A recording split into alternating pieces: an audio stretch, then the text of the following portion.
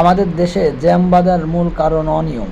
দেখেন এই যে দুইটা লেন করে রাখছে, এত বড় বড় বাস। হ্যাঁ, এই যে দেখুন, এই যে সাইডে দুইটা লেন, একটা লেন নাই। সকালে অফিসের টাইম, অফিস টাইমে যদি এরকম করে তাহলে ঢাকা শহরের অবস্থা কী হবে? এই যে দেখেন কীভাবে দাঁড়ায় আছে, মানে কোনো নিয়ম কারণ নাই। এই যে জ্যামগুলো সবই এই একটা কারণেই।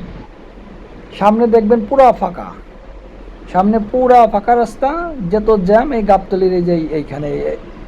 সেই গাবতলিটা আগে কত সুন্দর ছিল, বিশেষ করে মেয়র আনিসুল হক সাহেব যখন ছিল, এই গাবতলিটা এত সুন্দর ছিল যে রাস্তায় কোনো বাস দাঁড়াইতে পারতো না। এই বড় পরিবহনগুলো, এই লং পরিবহনগুলো, এই কোর্স যেগুলোরে বলেন, এই কোর্সগুলো এখন একদম মানে, এদের কি কোনো আইন আছে কিনা আমি জানি না, কি বৃত্তান্ত এদেরকে আইনের ঊর্ধ্বে তাও জানি না। এতটাই মানে এই কি বলবো, আইন অমান্য করে যে একদম মানে রাস্তায় দাঁড়ায় থাকে। আসলে ওদের দোষ দিয়ে লাভ নাই। প্রশাসন যদি ঠিক না থাকে ওদের দোষ দিয়ে কী বলবো? প্রশাসন যদি ওদেরকে রাখতে না দেয়, জীবনে ওরা রাখতে পারবে রাস্তায়? রাস্তায় রাখলেই মামলা দিয়ে দিক, দেখে নিন প্রশাসন ওই কয়দিন ওরা রাখে। প্রশাসনকে শক্ত অবস্থান নিতে হবে।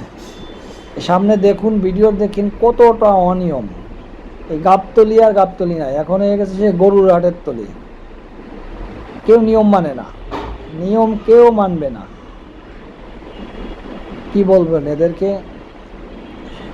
সবাই নিয়মের ভিতর আসা উচিত। এই বিভিন্ন দেশ বলেন, দুবা বলেন, ইউরোপ বলেন, হ্যাঁ, তারপরে আপনার মিডল ইস্টের বিভিন্ন দেশ, এসব দেশের রোডঘাট এত সুন্দর কেন? কারণ তাদের চলাফেরাটাও সেরকম সুন্দর, তাদের ড্রাইভাররাও স্মার্ট সুন্দর, যারা রাস্তায় ড্রাইভ করে তারাও আইন মেনে চলে। যে দেখুন দুইটা লেন, ওই যে পাশে দেখুন, এই যে সামনে দেখাচ্ছি,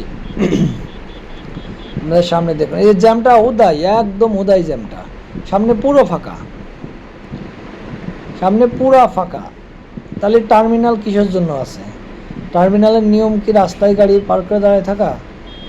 তাহলে টার্মিনালের দরকার নাই, সবাই রাস্তায় গাড়ি পার্ক করুক, টার্মিনাল দেওয়ার কোনো প্রয়োজন নাই। এই যে দাঁড়ায় আছে দেখেন না, এই যে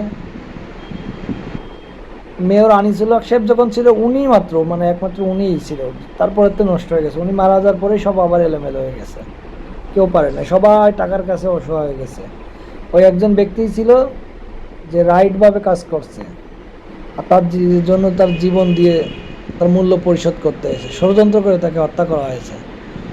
ওই রাজনীতি নিজের দলের লোকেই মারছে তাকে, এটাই ষড়যন্ত্র। কারণ আর এক নেতা টাকা খাইতে পারে না, যার কারণে সে শত্রু হয়ে গেছিল। সব কথা আসলে বলা ঠিক না, কারণ রাজনৈতিক বিষয়, রাজনীতিকে আলাদা বুঝবে। আমার প্রতিবাদ করব, প্রতিবাদ করেই যাব। এই যে দেখুন অনিয়ম, যেখানে প্রতিবাদ হবে সেখানেই সাধারণ মানুষের যেখানে অন্যায় হবে সেখানেই সাধারণ মানুষের প্রতিবাদ করতে হবে, তা নাহলে দেশের গতি নাই।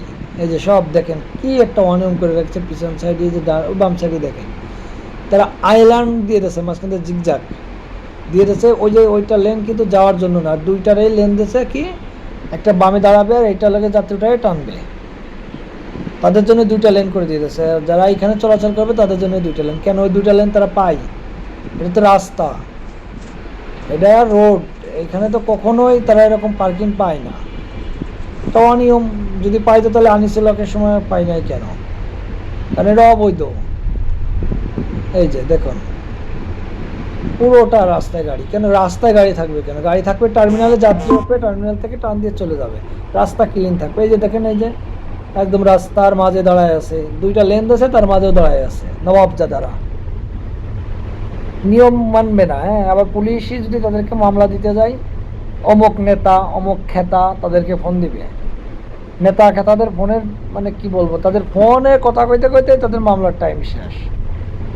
এখন তো রোড পুরো ফাঁকা, শুধু গিট্টুটা বাঁধায় আছে ওইখানে। ওইখানে প্রায় আধা ঘন্টা বসে থাকা লাগছে, ওইটুকু রাস্তা আসতে আমার আধা ঘন্টার সময় লাগছে।